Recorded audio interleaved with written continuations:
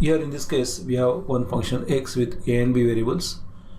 Now you can see where we have int a variable with value 2. Since there is no storage class mentioned, it will be by default auto.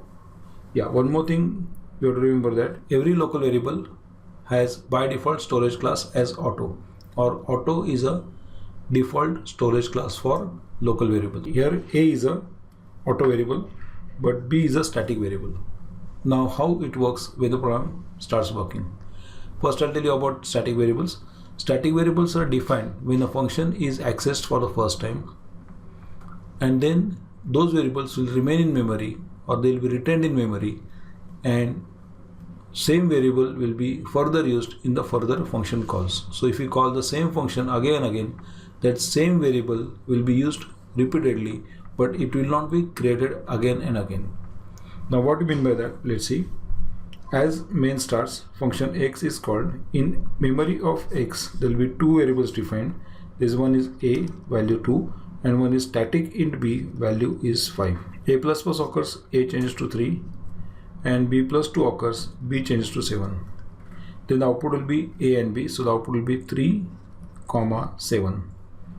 When the function terminates, variable a will die, but b will still remain in memory with its latest value 7. Now when the x is called for the next time, since it's a second call to the function, b will not be created again. This line will be simply skipped, that is variable creation will be simply skipped, and the same variable which is already created in memory with value 7 will be used in the further working of the function. But variable a will be again defined with value 2. Again as it goes forward, a++ will occur, a will change to 3, but b will change from 7 to 9. And the output will be again 3 and 9. So you can see variable a is created again from fresh and it starts working, but static variable is retained in memory and is never lost. But b is a local variable, so it is accessible only inside the function. It is not accessible outside the function. So main cannot directly access it. Even though it is alive in memory, it is not visible to other functions. So scope of a static local variable, if you assume local variable, then it will be only inside a function in which it is defined. If it was a global variable, its scope will be obviously throughout the program. The lifetime of static variable, whether it's a local or global, is throughout the program, because here we can see once b is defined, it never dies, or once static variable is defined, it never dies. It is never removed from memory till the program ends. So its lifetime will be throughout the program, whether it is a local or global variable. Okay, now let's discuss the external variables. Here in this example we can see there are two global variables, s value set to 2 and there's b value set to 10. There are two functions, one is x and one is obviously main. As the program will start working, main will start working, and s and b variables are accessible in main. Now this variable s, which is defined globally, is accessible from its point of declaration till the end of the program.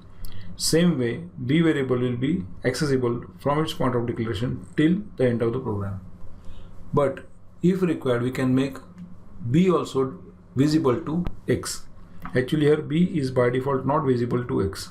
So if you write this command like print b, this will not work. So we need to define this variable b as an external variable inside function x if we want to use it.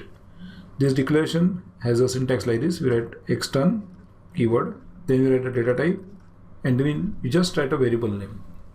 So here by this line we are not defining a new variable b, we are just telling compiler that this function is going to use an external variable b which is defined somewhere outside the function. It can be before the function, it can be after the function also. So whenever a global variable is to be used inside a function, you can declare it as external data type and variable name, especially when it is defined after the function, because in that case it is not visible to the function, it is visible to the next functions by default. As the program starts working, there are two global variables defined, that is s value is 2 and b value is 10. Main starts working, main makes s plus 2, so s becomes 4, then b plus plus, b becomes 11, then x is called, program jumps to x. X sees that it is going to use external variable b, so it is going to use same variable b over here. Then s plus plus occurs, s plus plus makes s as 5 and then prints b and s. So the first output by program will be value of b and value of s, that is 11 and 5. Then as the program ends, it will come back to main. Both the variables are alive because they are global, that is external variables, and prints value of b and s again. Now in this case b and s will be again 11 and 5. So that is how external variable work.